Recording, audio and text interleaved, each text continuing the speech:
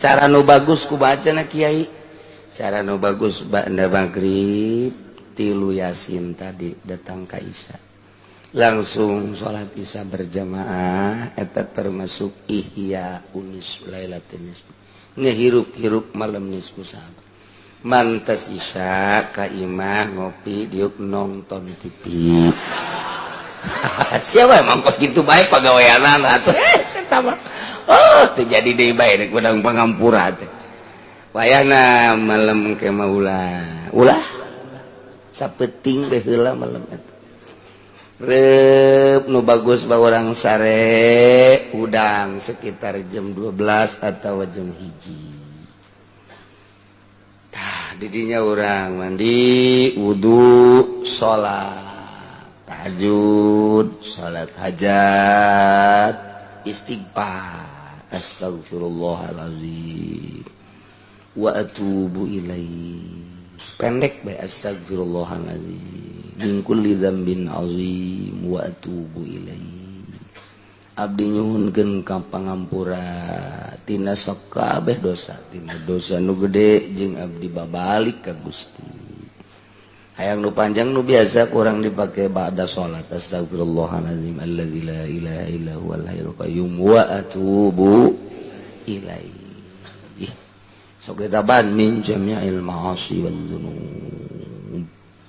pek deuk nu mana bae antun deuk eta bae astagfirullahalazim li wa li walidayya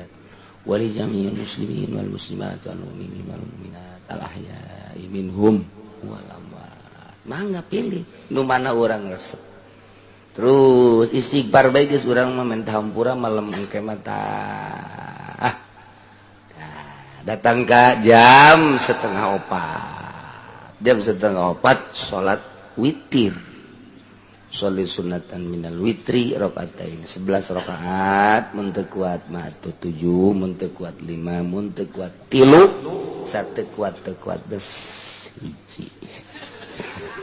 cak malaikat pohara awak sakitu dedeg ngan hiji cak malaikat teu akur jeung tanjang ai awak pohara gagahna daharna ge kadeuleuan ku malaikat teu pohara jasa ai salat witir sarakaat lah sia cak malaikat bego ulah datang ka dikitu-kitu ku malaikat nya jadi orang tegep minimal 3 geus minimal beres didinya langsung ke masjid berjamaah malam nisfu teh tah dihirup-hirup kos eta sederhana tah kos kitu tah eta sederhana nu bagus bah tadi teh bada isya ngaji deui atau wirid datang ke jam 11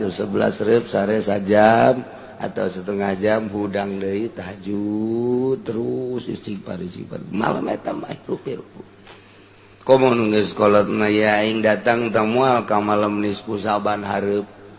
asana moal sakeuna sebab karasa ku aing cangkeng geus teu cager-cager haju ieu nyareri awak asana moal cak aing moal-moal tah itu bagus eta aki-aki kos kitu tah asana geus moal jasa bae aing geus jadi ngagedekeun ibadah daripada ki aing mah geus kolot geus sehat bae ya asana aing mah moal paeh meureun datang ka engke mah ye tah eta teu bener eta aki-aki kos kitu